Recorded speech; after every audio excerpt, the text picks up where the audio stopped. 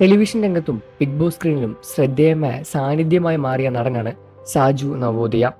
രശ്മി എന്നാണ് സാജു നവോദയയുടെ ഭാര്യയുടെ പേര്. ഇരുവർക്കും മക്കളില്ല.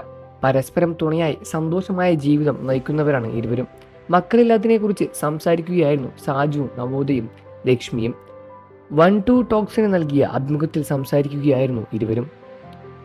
എല്ലാ കുട്ടികൾക്കും എല്ലാവരും ഞങ്ങളുടെ കുട്ടികളുമാണ്.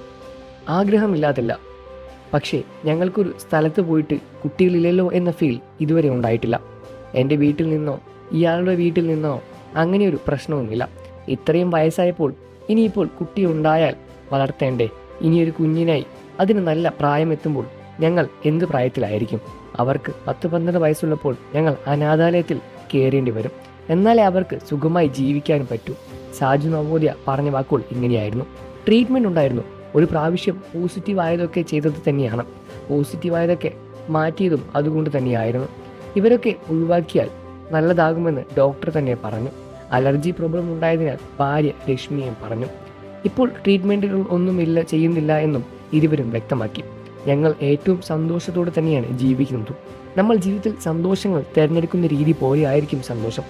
വിശേഷം എന്ന സിനിമ കണ്ടപ്പോൾ അതിലെ പല സീനുകളും പലർക്കും തമാശയായിരുന്നു. പക്ഷെ ഞങ്ങളെ പോലുള്ളവർക്ക് ചങ്കിൽ കൊള്ളുന്ന സീനുകളാണ് അതെല്ലാം.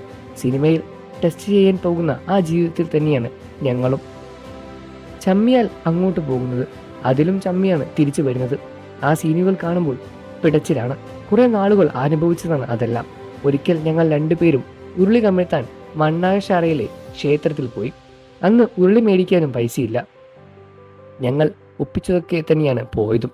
അവിടെ ചെന്നപ്പോൾ മറ്റൊരു ചേച്ചിയും ചേട്ടനും ഉരുളി കമഴ്ത്തുന്നു. 55 വയസ്സുള്ള ചേച്ചിയും ചേട്ടനും. എൻ്റെ ഭഗവാനെ, ഞങ്ങൾക്കൊരു കുഴപ്പവുമില്ല. അവർക്ക് കുഞ്ഞിനെ കൊടുക്കാൻ ഞാൻ പ്രാർത്ഥിച്ചു.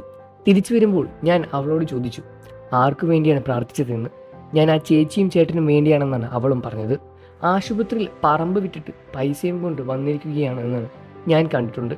പിന്നെ ഓരോ ഏരിയയിലും ഓരോ കഥാപാത്രങ്ങളെ കാണാൻ കഴിയുമെന്നും സാജു നവോദയ പറഞ്ഞു. 2024 റിലീസ് ചെയ്ത സിനിമയാണ് വിശേഷം. മക്കളില്ലാതെ ദമ്പതികൾ നേരിടുന്ന പ്രശ്നങ്ങളെ സ്ഥിരീകരിച്ചായിരുന്നു രസകരമായ ചിത്രത്തിൽ കാണിച്ചത്. ആനന്ദ മധുസൂദനൻ്റെയാണ് ചിത്രം. സാജുവിനും ഭാര്യനെയും ആശംസിച്ചുകൊണ്ടും പ്രാർത്ഥിച്ചുകൊണ്ടും നിരവധി ആരാധകരാണ് അതിനുശേഷം രംഗത്ത് വന്നത്. വാർത്തകളും വിശേഷവും എത്രയും പെട്ടെന്ന് അറിയാൻ നമ്മുടെ വീഡിയോ ലൈക്ക് ചെയ്ത് ചാനൽ ഇപ്പോൾ തന്നെ സബ്സ്ക്രൈബ് ചെയ്ത് സപ്പോർട്ട് ചെയ്യുന്നു ഫ്രണ്ട്സ്.